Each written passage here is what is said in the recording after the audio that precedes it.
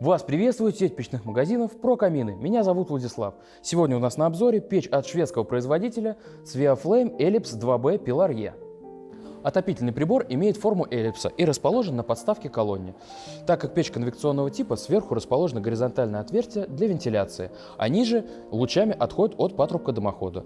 Корпус печи выполняет функцию конвекционного кожуха. Сама печь очень компактная, высота от пола до верхней части 116 см, ширина 50 см, глубина всего лишь 42 см. Диаметр печи полностью повторяет диаметр основания колонны. Корпус, подставка и элементы управления покрыты матовой термостойкой эмалью. Цвет глубокий, классический черный. Он смотрится очень эффектно по сравнению с другими печами. Дверца занимает всю переднюю панель. Она полностью закрыта панорамным стеклом и украшена по контуру шелкографии. Форма стекла полностью повторяет изогнутую форму печи. Диагональ дверцы 76 см, диагональ видимой стороны стекла 41 см. Также по бокам присутствует остекление справа и слева. Стандартный вывод дымохода расположен сверху, его диаметр 150 мм.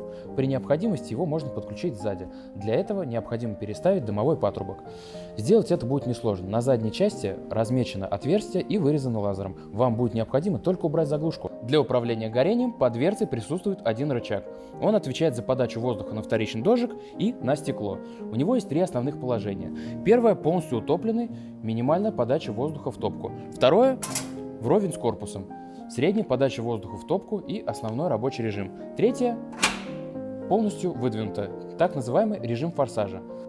На задней стенке колонны расположена заглушка, которая за собой скрывает патрубок подачи воздуха извне диаметром 60 мм.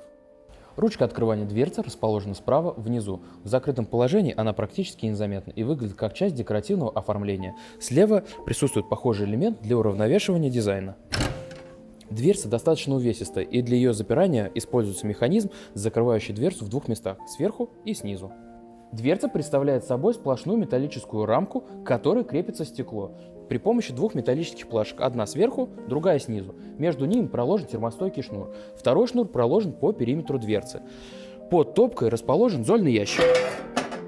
Печь подового горения. Пусть вас не смущает наличие решетки в нижней части. Она необходима для сброса золы при помощи этого рычага. Топка футирована вермикулитом. За ней расположена отформовка подачи воздуха на вторичный дождик и на стекло посредством козырька. Также козырек за собой скрывает сложную систему дымоудаления, сделанную из вермикулита и металлических плит. Отдельно стоит отметить боковое остекление отопительного прибора. Оно выполнено по технологии стеклопакета. Внутренние стекла расположены в боковых частях топки. Внешние стекла расположены в конвекционном кожухе, благодаря чему между ними все время будет ходить воздух, что будет препятствовать запотеванию. Мы подготовили немного дров для протопки печи. Так как печь подового горения, снизу укладываем большие полежки.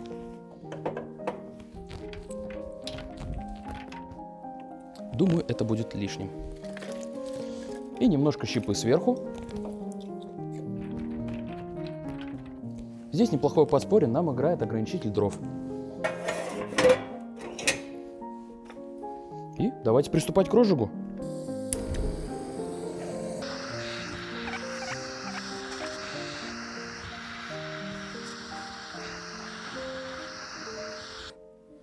И откроем подачу воздуха. Ну и, естественно, закроем топочку, чтобы была лучше тяга. Редко можно увидеть такое в печах, но здесь видно, как работает дымовой зуб. То есть он мало того, что отбивается от вермикулита, доходит до плиты, отбивается там и идет вглубь. Обычно у печах это находится в мертвой зоне. Здесь же за счет большого стекла можно это наблюдать. Подойди поближе, покажи. То есть огонь заходит туда и проходит внутрь, ударяясь об верхнюю плиту, и там уже в глубине заходит через квадратное сечение и выходит в дымоход уже, соответственно, круглый.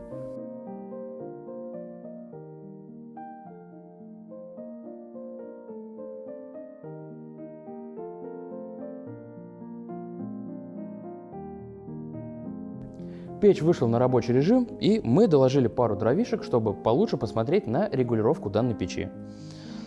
Так как печь европейских стандартов и сделана в первую очередь для европейского рынка, она отличается отсутствием полного перекрытия подачи воздуха. Поэтому печь в любом случае будет гореть. Но посмотрим, как это вживую. Соответственно, полностью перекроем подачу воздуха. Напоминаю, здесь она реализована одним рычагом под дверцей. И перекроем полностью шибер.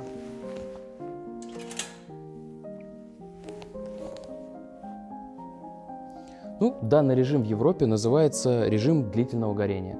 Как вы видите, языки пламени максимально замедлились и горят очень завораживающе. Ну, в данном случае мы видим, что печь достаточно красиво горит. Топка на самом деле больше, чем кажется. За счет именно маленького смотрового окна кажется, что она маленькая, но на самом деле она больше. То есть мы первоначально заложили 2-3 дровишки, и они горели не, скажем так, объемно, за счет именно большой глубины топки. Соответственно, доложили брикетик, еще немного дров и видели более интенсивное горение на большей площади лицевой поверхности стекла. Ну и не стоит забывать, что здесь у нас боковые стекла присутствуют, и при закладке дров нужно учитывать несколько факторов. Первое, не ложить близко дрова к стеклу, так как они максимально быстро закоптятся. Подачи на них нет никакой дополнительной. И второй факт, не ударить их ни кочергой, ни дровами, потому что их можно повредить. Давайте подведем итоги. Из плюсов. Печь имеет интересный дизайн, стекло во всю лицевую панель, это очень эффектно смотрится. И, соответственно, наличие 3 стекол. Это тоже необычная черта печи. Но, опять же, двойное остекление на боковых стенках. Как бы такого мы нигде не видели. Она красиво горит и очень чисто горит. Стекло у нас практически все чистое, и лицевое, и боковые. Из недостатков можно выделить европейское горение, так называемое. То есть даже при полном закрывании подач воздуха печь все равно будет гореть и достаточно интенсивно. Мы привыкли видеть это более прогнозируемо, то есть можно практически полностью перекрыть воздух и увидеть практически отсутствие пламени. И, соответственно, полностью открыть все подачи и увидеть очень эффективное, энергичное пламя. Но здесь, к сожалению, этого не добиться. Пламя не сильно на глаз регулируется, по крайней мере. Ну, а с вами была сеть розничных магазинов «Про камины». Сегодня съемки проходили в поселке Первомайском. Магазин на территории «Стройудача». Эти и другие отопительные приборы, а также консультацию по их установке и эксплуатации вы можете получить в одном из наших розничных магазинов. Подписывайтесь, ставьте лайки и не забывайте про колокольчики. С теплом для вас, Владислав.